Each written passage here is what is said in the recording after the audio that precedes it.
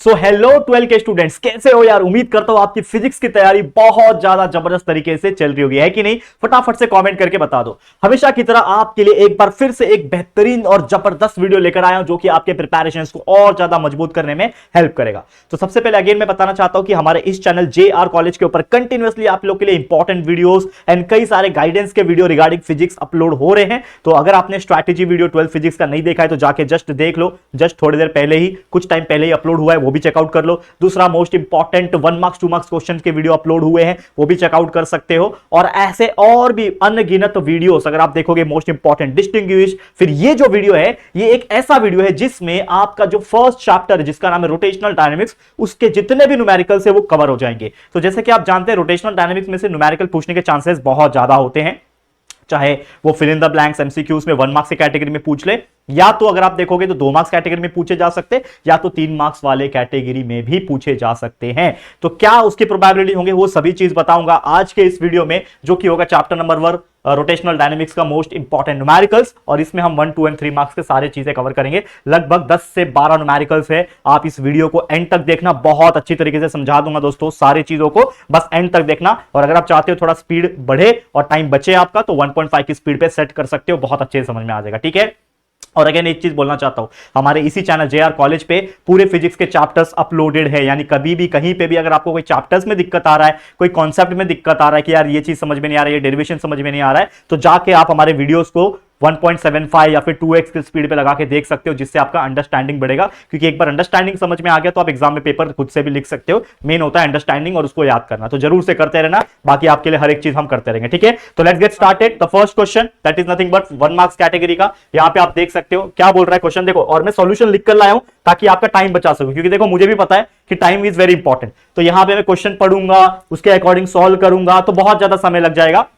तो आपका भी टाइम बचे और कहीं ना कहीं हमारा भी टाइम बचे, ताकि हम ऐसे और वीडियोस आपके लिए फटाफट बना सके। इसके लिए हमने ऑलमोस्ट सभी न्यूमेरिकल्स के सॉल्यूशन पहले से ही नोट डाउन किया हुआ है। ये खुद मैंने सॉल्व किया हुआ है, अगर आप देखोगे मेरी हैंडराइटिंग है तो खुद मैंने सॉल्व करके यहाँ पे आपके लिए पहले से ही रखा हुआ है। यानी पहले से ही रात भर हमने मेहनत करके आपके लिए कंटेंट को रेडी कर रखा है, बस उसको वीडियो के फॉर्म में आप लोग को बना बना के अपलोड कर रहा हूं। तो प्लीज इस चीज के लिए सपोर्ट हमें करना, चैनल को सब्सक्राइब करना और वीडियो को लाइक और कॉमेंट जरूर करना, क्योंकि अगर आप लाइक कॉमेंट करोगे तो ही हमारी रीच बढ़ेगी और बाकी 12वीं के जो स्टूडेंट्स है आपके, वहां तक वीडियो पहुंचेगी। तो प्लीज इस वीडियो पे कम से कम दोस्तों 2000 लाइक का टारगेट दे रहा हूं और 1000 कॉमेंट का टारगेट दे रहा हूं। तो फटाफट से वीडियो को जितना हो सके शेयर कर देना, ठीक है। तो चलो लेट्स गेट स्टार्टेड हियर। तो सबसे पहले अगर मैं बात करूं यहां पे कि in a certain unit the radius of gyration of a uniform disc, एक यूनिफॉर्म डिस्क है, उसका रेडियस ऑफ गायरेशन उसके सेंट्रल और ट्रांसवर्स एक्सिस पे दिया हुआ है, जो कि है √2.5। ये वैल्यू हमें दे रखा है, ठीक है। हमें पूछ रहा है its radius of gyration about A tangent. हमें क्या बोल रहा है, उसका रेडियस ऑफ गायरेशन कहां पे पूछ रहा है, यहां पे पूछ रहा है, जो कि है टेंजेंट। और उसका आंसर क्या आएगा, in its plane must be dash, ठीक है।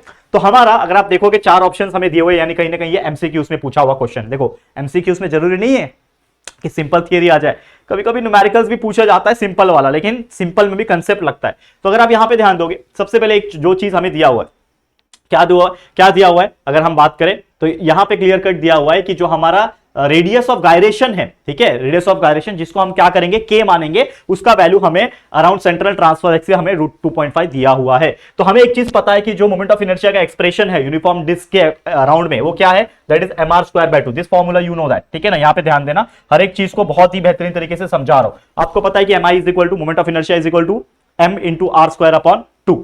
अब मैं क्या करता हूं, जैसे मैंने बोला कि रेडियस ऑफ गायरेशन का वैल्यू हमें दिया हुआ है, तो k मान लेंगे उसको, ऑब्वियसली k होता है। तो हम बोल सकते हैं कि k is the radius of gyration, और एक फॉर्मूला पता है मोमेंट ऑफ इनर्शिया का, दैट इज m × k²। तो मोमेंट ऑफ इनर्शिया का m × k² हमने डाला, ये m है, ये k² है, और बाकी mr²/2। तो अगर आप देखोगे तो यहां पे भी स्मॉल m था, यानी मास था, यहां पे भी मास कैंसिल हो गया, मास गेट्स कैंसिल, क्या बचा, k² is equal to r²/2। तो अब k² is equal to r²/2 है। अगर मैं squaring taking square root both side लेता हूं तो मेरा ये स्क्वायर कैंसिल हो जाएगा, k बचेगा, r कैंसिल होके r बचेगा, और 2 का अंडर रूट में चले जाएगा 2, यानी k का वैल्यू आ जाएगा r/√2, ठीक है। तो k is equal to r/√2, but we know the value of k, that is the radius of gyration around the central transfer axis which is given here √2.5। तो हम इस k के जगह पे √2.5 हमने डाला, क्या डाला, इस k के जगह पे √2.5 डाला, और कैलकुलेट अगर करूंगा तो मुझे r मिल जाएगा, जो कि हो जाएगा √5, ठीक है। अगर आप देखोगे 2.5 इंटू 2 इज नथिंग बट 5, तो r का वैल्यू हमें मिल गया कहीं ना कहीं, ठीक है, √5 हमें मिल गया। अब एक और चीज मैं जानता हूं कि एक्सप्रेशन जो होता है मोमेंट ऑफ इनर्शिया, जो कि यूनिफॉर्म डिस्क का टेंजेंट के अराउंड जो होता है वो हमने पढ़ा हुआ डेरिवेशन, अगर आपने हमारे चैप्टर्स देखे होंगे, संजीव सर ने बहुत अच्छी तरीके से हर पूरे चैप्टर्स के हर एक चीज को डिटेल में लेक्चर्स में पढ़ा रखा है। तो अगेन मैं बोल रहा हूं कुछ कंसेप्ट अगर ढीला है कि भाई क्या आता है उसका डेरिवेशन, क्या फॉर्मूला यूज हो सकते हैं, तो आपको कंसेप्ट इज वेरी इंपॉर्टेंट, तो जाके लेक्चर्स देख सकते हो। अगेन मैं बोलूंगा टाइम उतना नहीं है, लेकिन भगा भगा के जहां जहां रुकना है वहीं वहीं भगा भगा के देखो, बहुत हेल्प करेगा आपको, इतना हेल्प करेगा कि यार खुद से बहुत सारी चीजें सॉल्व करने लग जाओगे। तो जैसे मैंने बोला कि अराउंड टेंजेंट क्या होता है, मोमेंट ऑफ इनर्शिया जो कि होता है 5mr² 4। अब इसमें मैं एक चीज जानता हूं कि मोमेंट ऑफ इनर्शिया को मैं लिख सकता हूं अगेन mk², लेकिन यहां पे मैं k जो ले रहा हूं k डैश ले रहा हूं, क्योंकि ये दूसरा के, एक तो के जो था वो around central and transverse axis था, ये वाला जो रेडियस ऑफ गायरेशन है ये अराउंड टेंजेंट है, इसके लिए के डैश लिखा है मैंने, ठीक है। यहां पे आएगा डैश, माफ करना, यहां पे नहीं आएगा, के डैश है, ठीक है। तो अगेन मेरा फॉर्मूला क्या है मोमेंट ऑफ इनर्शिया का, that is mass into radius of gyration का स्क्वायर, तो लिख दिया, और बाकी ये 5 × mr² 4 ये तो है। तो यहां पे भी अगर आप देखोगे तो मास है, यहां पे भी मास है, मास मास गेट्स कैंसिल, हमने क्या कर दिया, कैंसिल कर दिया। अगेन k डैश का square is equal to 5, r का वैल्यू हमने ऑलरेडी निकाल रखा है, उसमें पुट ऑन करूंगा √5 का स्क्वायर अपॉन 4, तो ये कैलकुलेशन जब मैं करूंगा तो इसका वैल्यू आएगा 25/4। अगर आप देखो नॉर्मल कैलकुलेशन √5 का स्क्वायर होता है 5, 5 × 5 25, तो 25/4 आया। अब मुझे निकालना है k डैश का वैल्यू, तो square taking square root both side, तो √25/4 हो जाएगा, 25/4 रूट में जाएगा, तो √25/4 √25 का वैल्यू 5 होता है, 4 का वैल्यू होता है √2 होता है, तो 5/2 आया, और 5/2 क्या होता है 2.5, तो इसका वैल्यू आ गया अंडर रूट में 2.5। तो क्या वो ऑप्शन में है हमारे, बिल्कुल है, देखो option number C, that is, माफ करना, ऑप्शन नंबर बी, ठीक है, माफ करना 2.5। तो हमारा जो आंसर आ रहा है दैट इज नथिंग बट, हमारा जो वैल्यू आ रहा है वो आ रहा है कितना बच्चा, वो आ रहा है हमारा ये, ठीक है, माफ करना, एक ये छोटी सी मिस्टेक हो गई मेरे से, इसको हटा दो, इसकी जरूरत नहीं है, ठीक है। एक सेकंड, इसको मैं मिटा ही देता हूं, एक सेकंड रुक जाओ बच्चा, कभी कभी हम लोग घाई घाई में सॉल्व करते हैं ना, चीजें बहुत ईजी है, इतना तो बेसिक कॉमन सेंस आपको भी है कि 25 का रूट हो जाएगा 5/4 का रूट हो जाएगा, तो 5/2 होता है 2.5, ठीक है, ये अब करेक्ट हो गया, तो this is the correct answer, option number B is the correct answer. समझ में आया? तो देखो बहुत ज्यादा फास्ट तरीके से हमने भी इसको लिखा हुआ है आपको रिप्रेजेंट करने के लिए, दिखाने के लिए, तो उम्मीद करता हूं कि ये क्वेश्चन आपको समझ में आ गया होगा। मैं हर क्वेश्चन के बाद साइड हटा करूंगा, आप लोग स्क्रीनशॉट ले लेना, ठीक है। भले मैं कोशिश करूंगा कि हमारा टेलीग्राम ग्रुप, सबसे पहले सभी को मैं बोल रहा हूं टेलीग्राम ग्रुप को मैंडेटरी ज्वाइन कर लो, JR कॉलेज नाम का टेलीग्राम ग्रुप है आपके लिए, और वैसे तो हमारा मेन चैनल का टेलीग्राम ग्रुप भी है JR ट्यूटोरियल वाला, जिसका दोनों का लिंक दिया है डिस्क्रिप्शन में, ज्वाइन करके रख लो, दोनों में से किसी एक जगह पे इसको कन्वर्ट कर लूंगा PDF में और शेयर कर दूंगा, आपको हेल्प हो जाएगा, जाओ जाके ज्वाइन कर लेना, ठीक है। लेकिन अगेन ये जितने चीजें हैं ये वीडियो को छोड़ के मत जाना, क्योंकि देखो मैं आपको दे तो दूंगा, लेकिन वीडियो में जो चीजें एक्सप्लेन कर रहा हूं वो समझ में भी तो आनी चाहिए ना, कि क्या होता है रेडियस ऑफ गायरेशन, क्या होता है, ये सब चीज समझ में आनी चाहिए, that's why I am making this video ना बच्चा, उसको समझो, ठीक है। चलो आगे बढ़ जाते हैं। नेक्स्ट अगर मैं बात करूं तो अगला क्वेश्चन देखो, अगेन 1 मार्क्स के कैटेगरी में क्या बोल रहे हैं कि 500 ग्राम का कार है। अगर आप देखोगे इसमें से बहुत सारे ऐसे क्वेश्चंस हैं जो अर्लियर टाइम पे क्वेश्चन बैंक में से लिए गए हैं, भले ही बहुत सारे जो लोग हैं ऑब्वियसली बोर्ड की तरफ से भी आ गया है कि क्वेश्चन बैंक में से बहुत सारे क्वेश्चंस नहीं लिए जाएंगे, लेकिन क्वेश्चंस नहीं लिए जाएंगे इसका मतलब ये नहीं है कि इसमें से आएंगे नहीं, क्योंकि टॉपिक तो वही है, चैप्टर्स तो वही है, तो कहीं ना कहीं घुमा फिरा के पूछ सकते हैं, and that's why I am taking that particular type of example also, and you have to learn this example, you have to learn the formula, you have to कि सॉल्व कैसे किया जाता है। तो अगर आप देखोगे तो 500 ग्राम का कार है जो कि राउंड टर्न ले रहा है, रेडियस 50 मीटर है, उसका वेलोसिटी दी हुई है 36 किलोमीटर प्रति घंटे की, सेंटीमीटर फोर्स निकालना है। अब सेंटीमीटर फोर्स निकालने के लिए अगर आप एक चीज जानते हो कि सेंटीमीटर फोर्स का, आपने बाकी चीज भूल जाओ, सेंटीमीटर फोर्स का फॉर्मूला क्या होता है, mv²/r, correct, mv²/r centimetre force का फॉर्मूला होता है। इसमें अगर आप देखोगे तो मास हमें 500 दिया हुआ है, रेडियस दिया हुआ है 50 मीटर लिख दिया, और वेलोसिटी 36 किलोमीटर पर आवर दिया हुआ है। अगर आप देखोगे तो ये 36 किलोमीटर पर आवर जो दिया है इसको हमें मीटर पर सेकंड कन्वर्ट करना होता है, तो ऑब्वियसली 5/18 से मल्टीप्लाई कर दो तो आ गया वो 10 मीटर पर सेकंड। हमेशा याद रखना कभी भी जो वेलोसिटी होगी वो मीटर पर सेकंड में ले लेना, कन्वर्ट कर लेना, कोई भी किलोमीटर पर आवर को कन्वर्ट करने के लिए 5/18 से मल्टीप्लाई करते हैं, बहुत बेसिक सा चीज है, आपको पता होगा, ठीक है। चलो अब सेंटीमीटर फोर्स निकालने के लिए फॉर्मूला होता है mv²/r, m डाला, v का वैल्यू 10 है, डाला, कैलकुलेट किया, 10 का स्क्वायर होता है 100, 500 इंटू 100 डिवाइड बाय 50, कैलकुलेशन किया, सिंप्लीफाई किया, कट करके 1000 आ गया, तो ये क्या है 1000 न्यूटन। तो जो क्वेश्चन हमें पूछा था कि what is the centripetal force which is acting, that is nothing but the 1000 Newton, तो ऑप्शन नंबर सी हमारा करेक्ट हो जाएगा, 1000 Newton is the correct answer. तो ये सब चीजें जो है वो एमसीक्यूज में पूछे जा सकते हैं बच्चा, इसको जरूर से प्रैक्टिस करना। और अभी तो और आएंगे, 1 मार्क्स के चल रहे हैं, अभी 2 मार्क्स के बताऊंगा, 3 मार्क्स के जो इंपॉर्टेंट है वो बताऊंगा, इसको समझो, याद करके लेना, ठीक है। चलो स्क्रीनशॉट लेना है, ले सकते हो। चलो मैं फास्ट जाऊंगा। Next question, a cyclist riding a bicycle at a speed of 14√3 metre पर second takes a round turn around a circular road of radius 20√3 metre without skidding. हमें ग्रेविटी का वैल्यू दिया है 9.8 लेना है यहाँ पे। What is its inclination to the vertical, मतलब उसका वर्टिकल से कितना इंक्लिनेशन होगा वो निकालना है। तो अगर आप देखो यहाँ पे ध्यान से, तो यहाँ पे क्या दिया हुआ है, हमें दिया है वेलोसिटी, स्पीड दी हुई है ना, वेलोसिटी दी हुई है, v का वैल्यू 14√3 मीटर पर सेकंड दिया हुआ है डायरेक्टली, ठीक है। आगे क्या बोल रहे हैं, रेडियस दिया हुआ है 20√3, रेडियस दिया हुआ है, आर का वैल्यू 20√3 दिया हुआ है, ग्रेविटी दिया हुआ है 9.8, ठीक है। हम लोग क्या निकालना है, इंक्लिनेशन निकालना है। We all know that what is the inclination is nothing but theta, और थीटा का जो फॉर्मूला होता है वो क्या होता है दोस्तों, आप सभी लोग जानते हो, tan inverse of under root में v square upon R G, ये फॉर्मूला आपने रट्टा मारा ही होगा, करेक्ट है। इंक्लिनेशन जो होता है विद रिस्पेक्ट टू वर्टिकल क्या होता है formula, theta is equal to tan inverse of v square upon R G, डाल दिया फॉर्मूला। इसमें मुझे क्या क्या पता है, इसमें मुझे v पता है, वेलोसिटी पता है, डाल दिया, r पता है, और ग्रेविटी इस बार 9 लिया हुआ है। हर बार ज्यादातर 10 दिया होता है, लेकिन इस बार 9 दिया है, उसको कैलकुलेट करना है। देखो कैलकुलेशन कैसे किया, इसमें ज्यादा टाइम नहीं वेस्ट करना है, जो जो कट रहा है काट देने का। देखो इसमें क्या है 14√3, ठीक है, तो 14 का स्क्वायर 196, √3 का स्क्वायर √3 इंटू √3 हो जाएगा, और नीचे 20√3 इंटू 9, √3 कैंसल, 196 इंटू √3 कैंसल हो जाएगा 196, और आपका बचेगा tan इनवर्स ऑफ √3, और tan इनवर्स ऑफ √3 आप सब जानते हैं 60 डिग्री। तो थीटा का वैल्यू कितना आ गया, theta is equal to 60 degree. Option दिया हुआ है क्या, बिल्कुल दिया है। तो यहाँ पे जो हमारा जो इंक्लिनेशन है वर्टिकल के रिस्पेक्ट में वो है 60 डिग्री, तो थीटा का वैल्यू हमने आराम से 60 डिग्री निकाल दिया। तो इस तरीके से आप लोग को भी ये चीज करने आना चाहिए। समझ में आ रहा है, स्क्रीनशॉट लेते जाओ बच्चों, मैं साइड हटते जाऊंगा, लेते जाओ। ओके आगे बढ़ो। नेक्स्ट क्वेश्चन क्या बोल रहा है, a hollow sphere has a radius 6.4 metre, hollow sphere दिया हुआ है, ठीक है, 6.4 मीटर का। What is the minimum velocity required by a motorcyclist, minimum velocity required by a motorcyclist to complete the circle, यानी कहीं ना कहीं एक हॉलो स्फीयर है जिसका रेडियस 6.4 मीटर है, तो जो कितनी मिनिमम वेलोसिटी होनी चाहिए मोटरसाइकिलिस्ट को ताकि वो कंप्लीट करे सर्कल। एक तरीके से वो जो मौत का कुआं वाला एग्जांपल है ना, उसी प्रकार का है। तो अगर आपको पता है, एक चीज मैं समझता हूं बहुत अच्छी तरीके से कि रेडियस 6.4 दिया हुआ है मीटर में, यहाँ पे मिनिमम वेलोसिटी v मिनिमम निकालना है, तो हमें फॉर्मूला पता है v मिनिमम का, that is nothing but the under root of 5 rg। ये फॉर्मूला अगर आपको याद होगा तो बहुत अच्छी बात है, नहीं तो याद कर लो। मिनिमम वेलोसिटी आया इन केस ऑफ वेल वाला एग्जांपल, या फिर जो स्पीयर वाला जिसमें मिनिमम वेलोसिटी चाहिए होती है, तो वो ये होता है v minimum is equal to under root of 5 rg। तो अंडर रूट में 5 डाल दिया, r का वैल्यू डाल दिया, g का वैल्यू डाल दिया, कैलकुलेट कर लिया, आ गया आंसर 17.7 मीटर पर सेकंड। तो कैलकुलेशन में ध्यान देना, और अगेन जहां यूज हो सकता है वहां डायरेक्ट कैलकुलेशन किया करो, मल्टीप्लिकेशन डिवीजन वगैरह।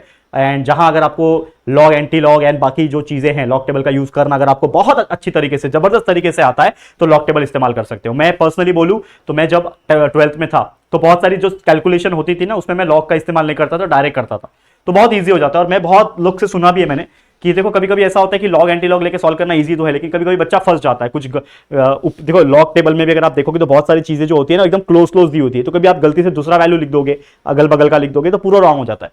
तो मैं हमेशा मेरे बच्चों को क्या रेकमेंड करता हूं मैं कि जो बहुत बड़े कैलकुलेशन है जिसमें तो मैंडेटरी है उसमें आप यूज करो, लेकिन जो थोड़े नॉर्मल कैलकुलेशन है जिसमें आप डायरेक्ट भी अपने हाथ से सॉल्व कर सकते हो, थोड़ा सा लगेगा टाइम लेकिन करोगे ना, तो मैं आपको बोलता हूं कि वही चीज करो। आप क्या करो कि आप डायरेक्ट कैलकुलेशन करो। कभी कभी ये होता है कि लॉग नहीं यूज किया तो हाफ मार्क्स भले ही वो एग्जामिनर आपका काटेगा, ज्यादा से ज्यादा आधा मार्क्स काट सकता है, उससे ज्यादा नहीं, लेकिन आपका फुल मार्क्स मिलने का चांसेस होगा और टाइम बचेगा। ये बहुत इंपॉर्टेंट चीज है, तो आप कर सकते हो नॉर्मल कैलकुलेशन, ठीक है। चलो नेक्स्ट क्वेश्चन अगर आप देखो, a bend in a level road has a radius of 100 metre, मतलब एक लेवल रोड है उसमें बेंड है जिसका रेडियस जो है हमें दे रखा है कितना, 100 मीटर का। हमें बोल रहा है फाइंड द मैक्सिमम स्पीड, क्या फाइंड करना है, maximum speed which A car turning this bend में हैव टू विदाउट स्कीडिंग।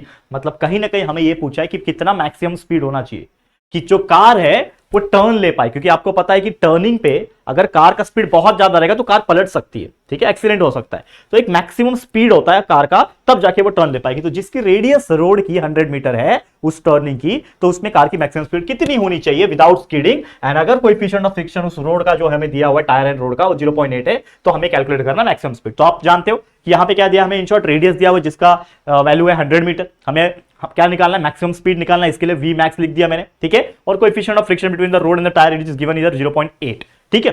फिर द फार्मूला, जैसे v मिनिमम का फार्मूला था, ठीक है, अगर आप देखोगे इसके पहले हमने किया वेलोसिटी मिनिमम निकालना है तो अंडर रूट में 5 rg था, उसी प्रकार v max का फार्मूला जो होता है मैक्सिमम वेलोसिटी का, कहीं पे भी कैलकुलेट करना है खासकर टर्निंग ऑफ रोड्स वाले इसमें, तो आपको याद रखना है कि under root of mu rg, और mu is nothing but the coefficient of friction, ठीक है। तो म्यू आरजी में कोएफिशिएंट ऑफ फ्रिक्शन म्यू का वैल्यू 0.8 दिया हुआ है, आर का वैल्यू 100 दिया हुआ है और जी का वैल्यू 9.8 आप ले सकते हो। अगर आपको कहीं दिया है तो ठीक है, 10 दिया है तो 10 लेना, अदरवाइज ग्रेविटी 9.8 ही होती है तो आप 9.8 ले लोगे और कैलकुलेट कर लो। इन तीनों का मल्टीप्लाई किया तो 784 आया, और 784 का अगर स्क्वायर रूट निकालोगे, we know that how to find square root, आपको पता ही है, मैंने निकाला हुआ है, मतलब मैंने बताया हुआ है वीडियो में। अगर आपने नहीं देखा है कि और आपको स्क्वायर रूट निकालने नहीं आता तो या तो आप लॉग से निकाल सकते हो, या तो डायरेक्ट तरीका भी है, मैंने बताया था फैक्टर्स निकालने का तरीका, 784 का, ठीक है ना। तो 2 3 जा 6, 2 9 जा 18, 2 2 जा 4, इस प्रकार से फैक्टर निकालने का और आप निकालने का। तो अगर आपको नहीं पता तो वीडियो देख सकते हो, सर्च करना how to find square root trick by JR2 total, ऐसा सर्च करना मिल जाएगा। तो इस तरीके से हमने वी मैक्स का वैल्यू निकाल दिया जो कि है 28 मीटर पर सेकंड। स्क्वायर रूट क्या आ जाएगा, 28 आ जाएगा। तो 28 मीटर पर second is the correct answer. Okay, clear. Next question ध्यान देना क्या है, देखो the moment of inertia of a body about is given axis is 1.2 kilogram metre square. क्या दिया हुआ है, मोमेंट ऑफ इनर्शिया दिया है बॉडी का। इनिशियली बॉडी जो है रेस्ट पे है, ठीक है। What duration on angular acceleration 25 radian पर second must be applied about its axis in order to produce a rotational kinetic energy of 500 joule. तो हमें पूछा है कि कितना ड्यूरेशन में एंगुलर एक्सेलरेशन 25 रेडियन पर सेकंड होगा, अप्लाई करना पड़ेगा अगर हमें काइनेटिक एनर्जी जो है प्रोड्यूस करनी है 1500 जूल की। तो सिंपल सी बात है, क्या दिया है, मोमेंट ऑफ इनर्शिया दिया 1.2 की जो किलोग्राम मीटर स्क्वायर, ये आपको दिया हुआ है आई का वैल्यू, ठीक है। हमें क्या दिया हुआ है, दूसरा चीज बॉडी रेस्ट पे, तो बॉडी रेस्ट पे है तो इनिशियल एंगुलर वेलोसिटी जो होगी वो क्या हो जाएगी, जीरो हो जाएगी। तो इनिशियल एंगुलर वेलोसिटी जीरो है, डब्ल्यू ओमेगा जी जो है ओमेगा नॉट जीरो है मीटर पर सेकंड। एक्सेलरेशन एंगुलर एक्सेलरेशन माफ करना दिया हुआ है 25, ठीक है 25 ये दिया हुआ है एंगुलर एक्सेलरेशन, तो आपको 25 रेडियन पर सेकंड है, ठीक है। अब मुझे पता है एंगुलर एक्सेलरेशन का फॉर्मूला जो होता है वो होता है omega minus omega zero upon T, that is nothing but the final angular momentum angular velocity minus initial angular velocity upon time, ठीक है। तो ए का वैल्यू जो है हम डाल सकते हैं, अल्फा का वैल्यू 25 है, डाल दिया। ओमेगा का वैल्यू नहीं है, इनिशियल जीरो है अपॉन टी। तो अगर आप देखोगे तो एक वैल्यू हमें मिल जाता है, मतलब एक तरीके से एक स्टेटमेंट मिल जाता है एक इक्वेशन के फॉर्म में कि ओमेगा का वैल्यू है 25t, ठीक है। इसको मान लेता हूं इक्वेशन नंबर 1 मान लिया। अब अगेन मेरे को पता है कि काइनेटिक एनर्जी जब मुझे वैल्यू दी हुई है तो काइनेटिक एनर्जी का यूज करूंगा, तो half I omega square, this is the formula for kinetic energy in case of angular velocity which is given. तो 1500 दिया है kinetic energy, half multiply by I का वैल्यू, मोमेंट ऑफ इनर्शिया दिया हुआ है 1.2 और आपका ओमेगा का वैल्यू 25t यहां से लिख देंगे, उसमें डाल देंगे, कैलकुलेट करेंगे तो ये 2 उधर जाएगा तो 3000 हो गया, मल्टीप्लाई हो गया 1.2 मल्टीप्लाई बाय 25 का स्क्वायर 625, टी का स्क्वायर टी स्क्वायर, और बाकी जो वैल्यू है 1.2 और 625 जो मल्टीप्लाई में है उसको उधर भेज दूंगा तो डिवाइड में चले जाएगा, तो T square is equal to 3000 upon 1.2 into 625। बस नॉर्मल कैलकुलेशन करना है, टी स्क्वायर का वैल्यू निकालने के लिए नीचे वाले को तो मल्टीप्लाई कर दो तो 3000/750 आ जाएगा। कट किया, कट करने के बाद क्या मिल रहा है, टी स्क्वायर का वैल्यू 4 मिल रहा है, और again 4 under root of square root में चला जाएगा तो टी का वैल्यू आ जाएगा अंडर रूट ऑफ 4, यानी टी का वैल्यू 2 हो जाएगा। तो that is nothing but the time, the duration which is required, जो हमने पूछा था कि फॉर व्हाट ड्यूरेशन होना चाहिए, तो हमारा ड्यूरेशन यानी टाइम का वैल्यू आ गया 2 सेकंड। तो इस तरीके से ये एग्जांपल को भी आप जरूर से प्रैक्टिस करके ले सकते हो। एक बार एटलीस्ट जो मैंने वीडियो के फॉर्म में आपको दे रहा हूं उसको आप देख के जाओगे तो हो सकता है अगर आए तो आप एग्जाम में आराम से सॉल्व कर सकते हो। क्लियर है, चलो नेक्स्ट स्क्रीनशॉट लेते रहना। नेक्स्ट क्वेश्चन क्या बोल रहा है, बकेट कंटेनिंग वाटर, एक बकेट है जिसमें पानी है, is tied to one end of a rope of 5 metre long, ठीक है। जैसे अगर आप इसका डिमॉन्स्ट्रेशन देखना चाहते हो तो एक बकेट है पानी का जो कि एक रोप 5 मीटर लॉन्ग से हुआ है, इसको क्या किया, रोटेट किया जा रहा है वर्टिकल सर्कल में, ठीक है ना, वर्टिकल सर्कल में रोटेट किया जा रहा है। हमें बोल रहा है find the number of rotation per minute, कितना रोटेशन पर मिनट होगा पानी जो है स्पिल ना हो जाए उसके हिसाब से। तो सिंपल सी बात है, मुझे इन शॉर्ट रस्सी का जो रोप है कितना लंबा है, बाय रेडियस दिया 5 मीटर, ठीक है। एन यानी नंबर ऑफ रोटेशन आपको निकालना है, number of rotation per minute N का वैल्यू हमें निकालना है। वी नो दैट, हमको पता है कि वेलोसिटी का वैल्यू होता है under root of R G in case of this, ठीक है, कि जब सर्कुलर मोशन होता है तो ये हम लोग बोल सकते हैं। तो यहाँ पे v is equal to r into g है, तो v is equal to under root of r का वैल्यू 5 डाल दिया जो दिया हुआ था हमें, और g का वैल्यू 9.8 होता है, कैलकुलेट किया तो v का वैल्यू आ गया हमारे पास 7, ठीक है, v स्क्वायर है माफ करना, ठीक है, ठीक है। v का वैल्यू क्या आ गया दोस्तों, 7 आ गया, v square is equal to R G होता है ना फॉर्मूला, ठीक है। तो v is equal to 7 metre पर सेकंड आ गया। अब हम जानते हैं कि v is equal to R omega होता है, ये भी हम जानते हैं। तो v का वैल्यू 7 है, r का वैल्यू डाल दिया 5, ओमेगा का value that is angular velocity का वैल्यू मिल जाएगा, दैट इज नथिंग बट 7.5, तो 7.5 आ गया एंगुलर वेलोसिटी, ठीक है। अब एक और चीज पता है कि नंबर ऑफ रोटेशन अगर मुझे निकालना है तो नंबर ऑफ रोटेशन का फॉर्मूला है ओमेगा अपॉन 2 पाई, ठीक है, रिवॉल्यूशन पर सेकंड के हिसाब से अगर आपको निकालना है तो ओमेगा अपॉन 2 पाई, ओमेगा का वैल्यू 7/5 है तो डाल दिया ओमेगा की जगह पे 7/5 अपॉन 2 पाई, 2 इंटू पाई का वैल्यू 22/7 ले रहे हैं, कैलकुलेट करूंगा तो ये आ जाएगा 7 ऊपर, तो 7 मल्टीप्लाई बाय 7 और नीचे 5 इंटू 2 इंटू 22, तो कैलकुलेट करूंगा सॉल्व करूंगा तो n का जो वैल्यू आ जाएगा वो हो जाएगा 4.9/22 आरपीएस। क्या आ जाएगा बच्चा, आरपीएस में आ रहा है, यानी कि जो वैल्यू हमारा n का मिला है यहां पे वो हमें क्या मिला है, रिवॉल्यूशन पर सेकंड के हिसाब से मिला है, ठीक है। अब मैं जानता हूं कि मुझे एक्चुअली निकालना है, क्वेश्चन में अगर आप देखोगे ये बोल रहा है रिवॉल्यूशन पर मिनट, हमें पर मिनट के हिसाब से निकालना है, तो हमें क्या करना पड़ेगा, इस पर्टिकुलर चीज को 60 से मल्टीप्लाई करना पड़ेगा, because if you want to like convert second into minute we have to multiply it by 60, ठीक है। तो 4.9 1 मिनट में 60 सेकंड होते हैं, इसके लिए 4.9 डिवाइड बाय 22 तो था ही, अब इसको कन्वर्ट करना है मिनट में, इसके लिए 60 से मल्टीप्लाई किया, तो मल्टीप्लाई करूंगा, सॉल्व कर लूंगा, तो कैलकुलेशन होने के बाद हमें एक वैल्यू मिलेगा, एन का वैल्यू मिलेगा, यानी number of rotation per minute, revolution पर मिनट के हिसाब से, that is nothing but the 13.37 revolution पर मिनट। इस तरीके से हमने ये क्वेश्चन को सॉल्व किया है। तो जरूर से मैं साइड हटता हूं, आप देख लो और स्क्रीनशॉट ले लो, प्रैक्टिस कर लेना, ठीक है बच्चा, जितना हो सके इसको प्रैक्टिस करके रख लेना। ये 7 है, हाँ 7, ठीक है। चलो ले लिया, आगे बढ़ जाते हैं नेक्स्ट क्वेश्चन। देखो फटाफट जा रहे हैं, नेक्स्ट क्वेश्चन क्या है, देखो अगेन 2 मार्क्स की कैटेगरी में पूछता है ये क्वेश्चन। कैसा क्वेश्चन है, ध्यान देना, समझो इसको, क्वेश्चन को समझो क्या बोल रहा है। एक बॉडी है जिसकी 0.5 kg वेट है, tied to a string, is protected with the velocity of 10 metre पर second, the body starts whirling in a vertical circle, vertical circle में ये व्हर्ल कर रहा है, रेडियस ऑफ सर्कल 0.8 है, हमें बोल रहा है find the tension in string, जो स्ट्रिंग होगा कितना टेंशन उसमें आएगा, ठीक है, जब बॉडी जो है टॉप ऑफ द सर्कल रहेगी तब। तो इन शॉर्ट एम का वैल्यू यानी मास का वैल्यू दिया हुआ है 0.5 kg का है, यू का वैल्यू दिया हुआ है दैट इज नथिंग मतलब 10 मीटर पर सेकंड, इनिशियल वेलोसिटी जो है उसकी कितनी है, जिसकी वेलोसिटी चल रही है 10 मीटर पर सेकंड दिया हुआ है हमें, रेडियस जो है उसकी 0.8 मीटर दी हुई है, हमें क्वेश्चन में बोल रखा है, कोई दिक्कत की बात नहीं है, रेडियस ऑफ सर्कल दिया हुआ है, ठीक है।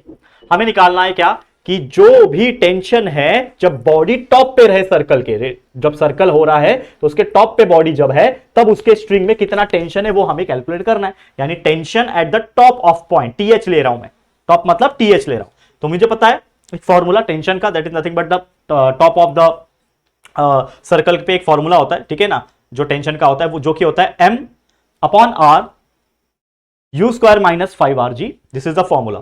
इसमें मुझे मास पता है, आर पता है, म्यू पता है 10 है, 5 पता है, रेडियस पता है, ग्रेविटी 9.8 डाल दिया और कैलकुलेट किया। तो इस तरीके से जब मैंने कैलकुलेट किया तो ये आ गया, अब 10 का स्क्वायर 100 होता है, 100 माइनस ये पूरा मल्टीप्लाई किया 39.2 आया, तो ये 0.5 डिवाइड बाय 0.8 और 100 minus 39.2 is nothing but the 60.8, 0.8 60.8 से कटेगा, जो भी वैल्यू आएगा ये आएगा हमारा, that is the tension at the top of the circle, the body at the top of the circle, उसमें जो स्ट्रिंग में टेंशन रहेगा वो आएगा 3.8 न्यूटन। तो इस तरीके से आपको सॉल्व करना है, ठीक है, समझ में आ रहा है, बहुत अच्छी तरीके से मैंने आप एक्सप्लेन करने की कोशिश की है, तो इसको अच्छी तरीके से बाय हार्ट कर लेना, ठीक है, क्लियर है, ओके है। चलो आगे बढ़ जाते हैं नेक्स्ट, अगला क्वेश्चन क्या बोल रहा है, देखो ये अगेन ये क्वेश्चन ऐसे क्वेश्चन है जो 3 मार्क्स की कैटेगरी में पूछे जाते हैं यार मेरे हिसाब से, ठीक है, ये 3 मार्क्स की कैटेगरी में पूछे जाएंगे जो मुझे बहुत इंपॉर्टेंट लगते हैं। क्या बोल रहा है, अगर आपको क्वालिटी थोड़ी सी कम दिख रही होगी तो आप थोड़ी क्वालिटी बढ़ा लो और थोड़ा जूम करके देखो, क्योंकि देखो ये चीजें जो है ना ये आपको बहुत हेल्प करेगा। तो देख लो कैसा क्वेश्चन पूछा है, क्वेश्चन को मैं रीड कर रहा हूं, आप समझ सकते हो क्वेश्चन को। क्या बोल रहा है कि part of the racing track, तो रेसिंग ट्रैक वाले क्वेश्चन आने के चांसेस ज्यादा हो जाते हैं, तो इसको जरूर से एक बार प्रैक्टिस कर लेना जो मैं बताने जा रहा हूं। क्या बोल रहा है कि एक रेसिंग ट्रैक का पार्ट है, is to be design for curvature of 72 मीटर, we are not recommending the vehicles to drive faster than 216 kilometre per hour, मतलब उस जो ट्रैक है वो जो रेसिंग ट्रैक बनाया है, ठीक है, जिसका कर्वेचर कितना है ट्रैक का 72 मीटर का, और बोला गया है कि हम ऐसा रिकमेंड करते हैं, जो ट्रैक बनाने वाले लोग हैं वो ये बोल रहे हैं कि 216 किलोमीटर पर आवर की स्पीड से ज्यादा रिकमेंडेशन नहीं करते, मतलब उसके ऊपर अगर आप जाते हो तो चांसेस है स्कीडिंग करने का, तो उसके ऊपर नहीं जाना है। तो हमें क्वेश्चन ये बोल रहा है कि with what angle should the road be build, मतलब एक तरीके से पूछा है कि जो एंगल ऑफ बैंकिंग जो होता है यानी कि कितना एंगल रखना चाहिए ताकि वो स्किड ना हो, और एक और चीज पूछा है कि by what height will the outer as, तो उसका आउटर एज जो होता है उसकी हाइट कितनी होनी चाहिए with respect to the inner edge, तभी तो वो एंगल क्रिएट होगा ना। तो विद रिस्पेक्ट टू जो आउटर एज होता है with respect to inner edge कितना टिल्ट होना चाहिए, अगर ट्रैक का जो विड्थ है जो है वो 10 मीटर चौड़ा है, जो ट्रैक का विड्थ है उसके हिसाब से हमें कैलकुलेट करना है। मतलब इन शॉर्ट 2 चीज पूछा है हमें, एक तो पूछा है एंगल कितना आएगा, कितना रखना है एंगल ताकि वो स्किड ना करे, और दूसरा चीज पूछा है कि जो आउटर एज है इनर एज के रेफरेंस में कितना ये होना चाहिए, हाइट पे होना चाहिए, ठीक है। चलो तो सबसे पहले जो दिया है वो लिखेंगे, रेडियस ऑफ कर्वेचर हमें दिया हुआ है, मतलब आर दिया हुआ है 72 मीटर, ठीक है, ये एक चीज दे दिया है, कोई दिक्कत यहां तक बच्चा, ओके। नेक्स्ट दिया मैक्सिमम स्पीड कितना रख सकते हैं हम लोग, 216 किलोमीटर प्रति घंटा, यानी वेलोसिटी हमें दी हुई है, और किलोमीटर प्रति घंटा है उसको मीटर पर सेकंड में कन्वर्ट करेंगे, 5/18 से मल्टीप्लाई करेंगे, आ जाएगा 60 मीटर पर सेकंड, आ गया, ओके। तीसरा चीज क्या बोल रहा है कि रोड कितना है, 10 मीटर वाइड है, यानी विड्थ ऑफ ट्रैक दिया हुआ है, डब्ल्यू मानेंगे उसको, 10 मीटर दिया हुआ है। निकालना क्या है, 2 चीज, एक तो पहला चीज है angle of the road be tilted, और दूसरा हाइट जो आउटर एज का with respect to inner edge हमें निकालना है। तो सबसे पहले एक चीज मैं बताऊं कि angle of banking of road जो है उसका फॉर्मूला क्या होता है, अगर मैं बोलूंगा tan θ = v²/rg, बहुत सिंपल सा फॉर्मूला है, हर बार आपको याद रखना है। अगर मुझे एंगल निकालना है तो थीटा इधर लिखूंगा, tan को उधर भेजूंगा तो क्या हो जाएगा, θ = tan इनवर्स ऑफ √में v²/r ब्रैकेट में v²/rj हो जाएगा। अब मुझे पता है v का वैल्यू 60 है, ठीक है, r का वैल्यू 72 है रेडियस, और g ग्रेविटी दिया हुआ है, क्या नहीं दिया है तो 10 ले लो, 9.8 भी ले सकते हो, कोई दिक्कत की बात नहीं है, लेकिन 10 ले लो, ज्यादा बेटर रहेगा। ग्रेविटी का वैल्यू हम यहाँ पे क्या ले रहे हैं, 10 ले रहे हैं। तो 60 का square 3600, 72 multiply by 10 720, 0 0 cancel, 360 upon 72 is nothing but 5 आ गया। तो theta is equal to 10 inverse of 5 आ गया। ठीक है, ये कैंसिल होगा ना, 0 0 गेट्स कैंसिल, 72 5 जा 360 होता है। Theta is equal to 10 inverse of 5। अब देख सकते हो 10 इनवर्स ऑफ 5 जो होता है वो होता है 78.69। तो हमारा वैल्यू आ रहा है 78.69 थीटा का वैल्यू। यानी हमें कहीं ना कहीं एक एंगल मिल गया कि अगर वो जो रोड है उसमें एंगल ऑफ बैंकिंग अगर 78.69 रखते हैं तो एक पर्टिकुलर चीज में वो जो रोड है वो काम करेगा और स्किडिंग होने के चांसेस कम रहेंगे। दूसरा एक और चीज है कि हाइट कितनी होनी चाहिए आउटर की इनर के रिस्पेक्ट में। तो जो हाइट ऑफ आउटर एज है रोड की, उसके लिए एक फॉर्मूला है अगर आप जानते हो, जो कि है sine theta is equal to height upon width.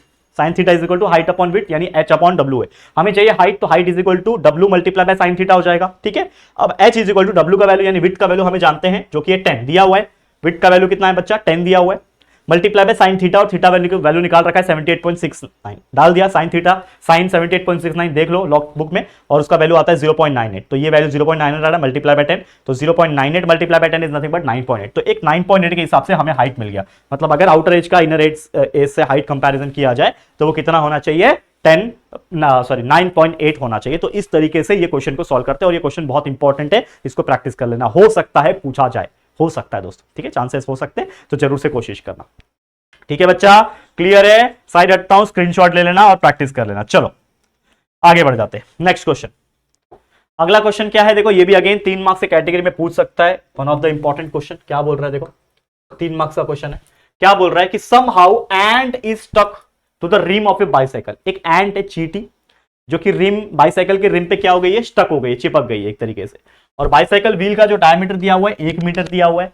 Bicycle is on central stand, bicycle किस पे लगा हुआ है, जो बड़ा वाला स्टैंड होता है सेंट्रल स्टैंड जिसमें टायर घूम सकता है, उस पे लगा हुआ है। ठीक है, और व्हील जो है रोटेशन में है, उसकी फ्रीक्वेंसी जो है व्हील घूमने की वो है 2 रिवॉल्यूशन पर सेकंड, एक सेकंड में 2 रिवॉल्यूशन कर रहा है, और 10 सेकंड का टाइम इन्होंने दे रखा है। यूनिफॉर्म एंगुलर एक्सेलरेशन चल रहा है। हमें 2 चीज पूछी है कैलकुलेट करने के लिए। पहला चीज नंबर ऑफ रिवॉल्यूशन कितना होगा एंट का, 10 सेकंड के अंदर कितने बार घूमेगी भाई बता दो। दूसरा चीज पूछा है कि time is taken for first complete revolution, पहला कंप्लीट रिवॉल्यूशन जब हुआ तो कितना टाइम लगा, और लास्ट जब रिवॉल्यूशन हुआ उसमें कितना समय लगेगा। ये हमें क्वेश्चन पूछा है, बहुत सिंपल क्वेश्चन है, दिमाग लगाना है और कुछ नहीं, फॉर्मूला का खेल है।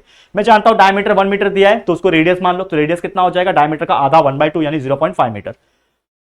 बॉडी जो थी पहले इनिशियल पोजीशन, एंगुलर वेलोसिटी जो होगी वो 0 पे होगी, रेस्ट पोजीशन पे, और जो फाइनली दिया हुआ है दैट इज फ्रीक्वेंसी यहां पे दी हुई है, एंगुलर वेलोसिटी ये जो है वो है 2 आरपीएस, 2 रिवॉल्यूशन पर सेकंड के हिसाब से दी हुई है। टाइम 10 सेकंड दिया हुआ है। ठीक है, इतना हमें गिवन में दिया हुआ है। अब सबसे पहली चीज अगर हम बात करें, क्वेश्चन में बोल रखा है कि यूनिफॉर्म एंगुलर एक्सेलरेशन है।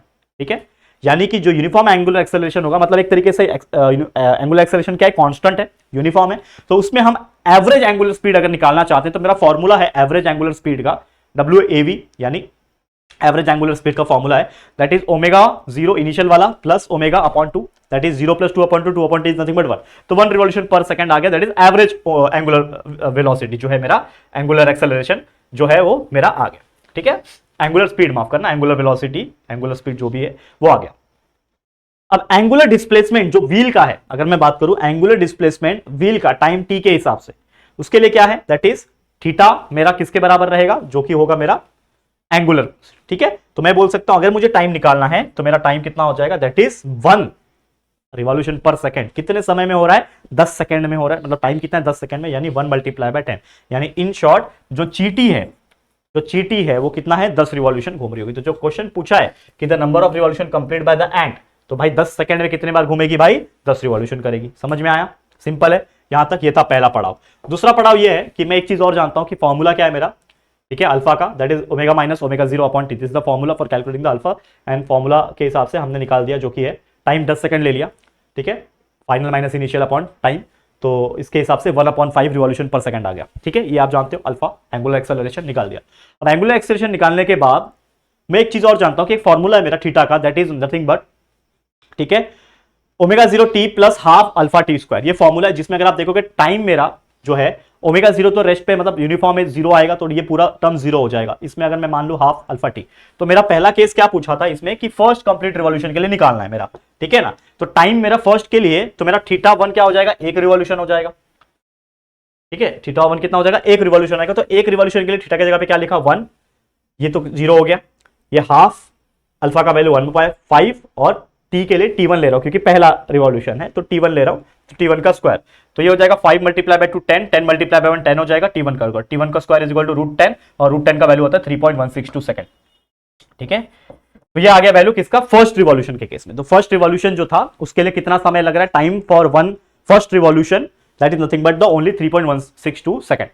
लेकिन अब हमें पूछा है कि लास्ट रिवॉल्यूशन भी निकालो, क्या बोल रहा है, टाइम निकालो किसके लिए, लास्ट रिवॉल्यूशन के लिए भी निकालो। कहां गया बच्चा, आगे चले गए, हम लोग को पीछे जाना था, लास्ट कंप्लीट रिवॉल्यूशन के लिए भी निकालना है, तो उसके लिए मैं लेता हूं θ2, तो θ2 कितना है हमारा 9 रिवॉल्यूशन। ठीक है, उसके हिसाब से क्योंकि टोटल 10 है ना, तो 10 जब रिवॉल्यूशन हो रहा है तो सबसे आखिरी वाला क्या होगा, 9 रिवॉल्यूशन होगा, तो 9 डाल दिया थीटा के जगह पे, 1/2 यही वाला इसमें डालेंगे ना, पुट इन स्टार, तो ये तो 0 हो गया, 1/2 हाफ, अल्फा का वैल्यू 1/5, टी के जगह पे इस बार लूंगा T2। ठीक है, 5 to 10, 10 मल्टीप्लाई बाय 9 इज 90 आ गया, और T2 का स्क्वायर, तो T2 square is equal to 90, T2 is equal to under root of 90। 90 क्या होता है, 3 into 30 होता है, बराबर 3 into 30 होता है, या फिर 9 मल्टीप्लाई बाय 10 होता है, 9 का स्क्वायर रूट 3 आ गया, 10 अंदर रह गया, तो 3 आ गया, √10 का वैल्यू मैं निकाल रखा हूं 3.162 है, तो 3 into 3.162 मल्टीप्लाई हो जाएगा तो हो जाएगा 9.48। मतलब जो मेरा लास्ट रिवॉल्यूशन मुझे निकालना है, मतलब 9th रिवॉल्यूशन के लिए T2 मेरा कितना आ गया, 9.48 आ गया, तो लास्ट रिवॉल्यूशन के लिए क्या करना पड़ेगा, जो टोटल था उसको मैं माइनस कर दूंगा 9th वाले से, तो T माइनस T2 कर दूंगा तो 10 माइनस 9.48, यानी आएगा आंसर 0.514 सेकंड। यानी आखिरी वाले चक्कर को कंप्लीट करने में, आखिरी वाले रिवॉल्यूशन को कंप्लीट करने में कितना टाइम लग रहा है, मात्र 0.514 सेकंड लग रहा है। समझ में आ रहा है, तो इस तरीके से हमने ये क्वेश्चन को भी सॉल्व कर दिया। ठीक है, तो इसको भी आप स्क्रीनशॉट लेना चाहते हो तो ले सकते हो, ये पहला पेज है, ले लिया स्क्रीनशॉट, ये है दूसरा पेज, ले लिया। चलो अब आगे बढ़ जाते हैं हमारे एक और क्वेश्चन, बेहतरीन क्वेश्चन की तरफ। चलो ठीक है, देख लो इसको क्या बोल रहा है, ये क्वेश्चन को समझो क्या बोल रहा है। The coefficient of static friction between a coin and a gramophone disc. आपको पता है ग्रामोफोन पहले के जमाने में होता था, सुनने वाला डिस्क होता था उसका, वो हमारा कोएफिशिएंट ऑफ स्टैटिक फ्रिक्शन दिया हुआ है 0.5 दोनों के बीच का, रेडियस दिया है डिस्क का 8 सेंटीमीटर है, और कॉइन जो है उसका 2 सेंटीमीटर है, वो हमें दिया हुआ है, सेंटर ऑफ कॉइन जो है 2 सेंटीमीटर, मतलब एक तरीके से ये रेडियस दिया हुआ है। हमें पूछा है what frequency, at what minimum frequency will it start slipping from there, कितने मिनिमम फ्रीक्वेंसी होगी तब जाके वो स्लिप करना स्टार्ट करेगा, and by what factor will the answer change if the coin is almost the rim. ठीक है, चलो कोई दिक्कत नहीं, सॉल्व करेंगे। अगेन स्टैटिक फ्रिक्शन दिया हुआ है, कोएफिशिएंट ऑफ स्टैटिक फ्रिक्शन 0.5 दिया हुआ है, रेडियस ऑफ जो हमें ये था डिस्क था, ग्रामोफोन डिस्क RD ले रहा उसके लिए, वो 8 सेंटीमीटर है, कन्वर्ट करेंगे मीटर में तो इंटू 10⁻², सेंटीमीटर को मीटर करना 10⁻² से मल्टीप्लाई करना, तो 8 इंटू 10⁻² मीटर हो जाएगा। नेक्स्ट रेडियस ऑफ कॉइन हमें दिया हुआ था कितना 2 सेंटीमीटर, तो अगेन 2 इंटू 10⁻² मीटर हो जाएगा। हमें निकालना है यहाँ पे कितना मिनिमम फ्रीक्वेंसी, यानी फ्रीक्वेंसी मिनिमम निकालना है, F minimum. We know the formula, क्या है formula, that is mr⍵² is equal to mu into M, this is the formula. ठीक है, अब यहां पे अगर आप देखोगे फॉर्मूले में, मैं एक चीज बहुत अच्छी तरीके से जानता हूं, क्या जानता हूं दोस्तों, कि अगर मैं n के जगह पे क्या लिख सकता हूं, ठीक है, अगर आप देखोगे n के जगह पे जो है वो mg लिख सकता हूं। ठीक है, तो यहां पे n के जगह पे क्या हो जाएगा, mg हो जाएगा, मास इनटू ग्रेविटी। इसमें अगर आप देखोगे तो ये m और ये m कैंसल, और ये r जो है वो नीचे चले जाएगा, तो यहां पे बच रहा है सिर्फ mu multiply by g upon r, तो ओमेगा स्क्वायर का वैल्यू हो जाएगा mu g upon r। But एक और चीज मैं जानता हूं, ओमेगा का वैल्यू होता है 2πf, तो ओमेगा का स्क्वायर कितना हो जाएगा, 2 का स्क्वायर 4, पाई का स्क्वायर पाई स्क्वायर, और एफ का स्क्वायर एफ स्क्वायर, तो 4π² F square is equal to mu का वैल्यू 0.5 है, मैं जानता हूं। ठीक है, और यहां पे अगर आप देखोगे रेडियस का वैल्यू में जो है वो जानता हूं, जो कि है 2 इंटू 10⁻², और सारे वैल्यू इसमें पुट ऑन मुझे करने। तो इस तरीके से मैं क्या करूंगा, वैल्यू जो है कैलकुलेट करूंगा, और मेरा एफ का वैल्यू आ जाएगा जो कि है F square is equal to 0.5 multiply by 10 का स्क्वायर। ठीक है, ये देखो ये 10⁻² है ना, ठीक है, ये 10⁻² है, ऊपर जाएगा तो 10 का स्क्वायर हो जाएगा, और नीचे है 4 मल्टीप्लाई, ये 4 नीचे आ जाएगा, 4 मल्टीप्लाई बाय 2 हो जाएगा। समझ में आ रहा है कि नहीं, ये 4 जो है इधर मल्टीप्लाई हो जाएगा, तो F square is equal to 0.5 multiply by 100 कितना हो जाएगा 50, 4 2 8, 50 बाय 8 25/4 हो जाएगा, 2 से कट होगा, 225 2 4 25/4। अब मुझे f का वैल्यू निकालना है, तो f is equal to under root of 25/4, 25 का 5 हो गया, 4 का 2 हो गया, मतलब 2.5 आ गया। मतलब f का जो वैल्यू आ गया वो कितना आ गया, 2.5 रिवॉल्यूशन पर सेकेंड। ऑल्सो एक और चीज मैं जानता हूं, अगर मैं फ्रीक्वेंसी की बात करूं तो frequency nothing but the 1 upon under root में r, और fn का वैल्यू जो है frequency of n that is directly proportional to 1 upon under root of rn। अब इन दोनों को आपस में अगर मैं डिवाइड करूं, यानी fn को f से डिवाइड करूं, तो ये 1 upon under root of R N upon 1 upon R N, तो ये ऊपर जाएगा, तो ये हो जाएगा under root of R upon R N. तो आर का वैल्यू मैं जानता हूं रेडियस जो कि है 2 × 10⁻² कॉइन का, और आर एन का वैल्यू 8 × 10⁻² जो है वो ऑलरेडी जो है हमको पता है, ठीक है ना, 8 × 10⁻², ठीक है ना, दैट इज, ठीक है। आर डी बोल सकते हो एन की जगह पे, अगर आपको नहीं है तो यहाँ पे आप डी बोल लो, कोई दिक्कत की बात नहीं है, ठीक है। यहाँ पे आप डी बोलना चाहते हो तो डी बोल सकते हो,